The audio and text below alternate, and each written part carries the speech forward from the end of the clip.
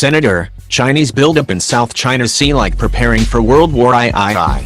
China's ongoing military buildup on islands in the South China Sea is akin to preparing for World War III, the chair of the Senate Armed Services Committee declared on Tuesday.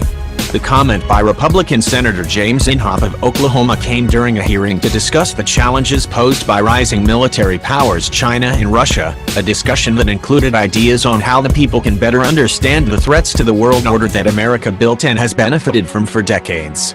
While the U.S. military has a presence in and around the South China Sea and the larger Western Pacific Ocean, Inhofe said America largely watched China lay claim to its rocks and islets before turning other reefs into fortifications, brimming with arms and stockpiled with materiel.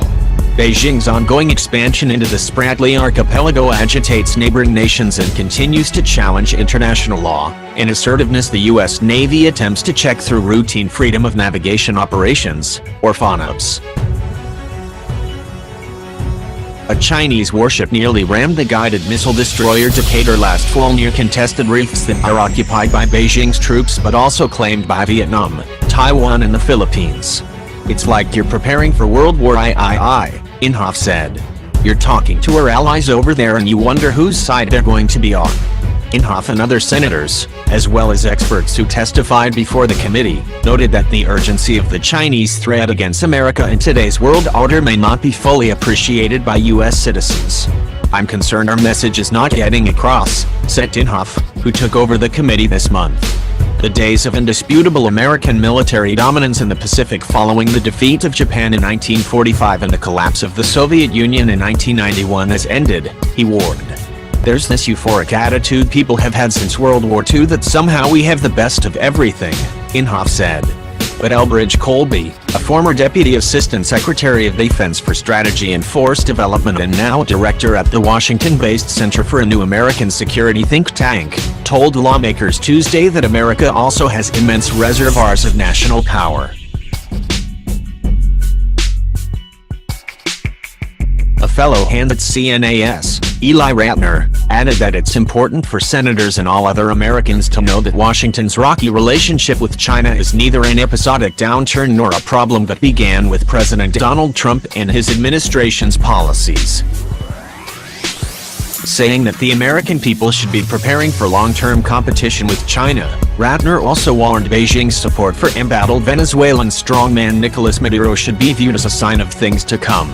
"I think it's a harbinger of what a China-led order would look like, in terms of protecting and defending non-democratic regimes and impeding the ability of the international community to galvanize and respond," said Ratner, a former Deputy National Security Advisor to Vice President Joe Biden. "If we don't get our act together in Asia, we're going to see this movie over and over and over again throughout the developing world." Inhofe alluded to studies showing that U.S. or NATO forces could potentially lose a war with Russia. "The Chinese and Russians already know that," Colby said. "I'm more concerned that the American people understand that and have the urgency to stay ahead of this threat," he said. Senator Roger Wicker pointed to the announcement Monday of indictments against the Chinese telecommunications giant Huawei, a company with ties to Beijing's military and security services. The Pentagon banned sales of their products on base stores last year, and Navy Secretary Richard Spencer has sounded the alarm about Huawei's technology sneaking into the American military supply chain. Colby said companies like Huawei give Beijing economic leverage against countries unsure of whether to side with America or China.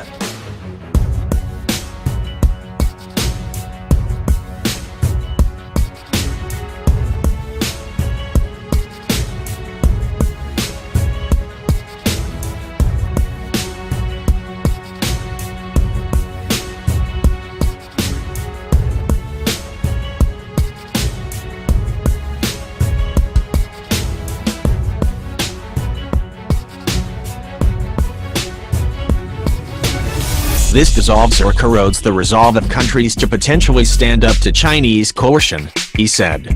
At the same time, Colby testified, alliances and partnerships with Pacific Rim countries can forestall the belief that a Chinese world order is inevitable, which is why Washington should value and strengthen the ties.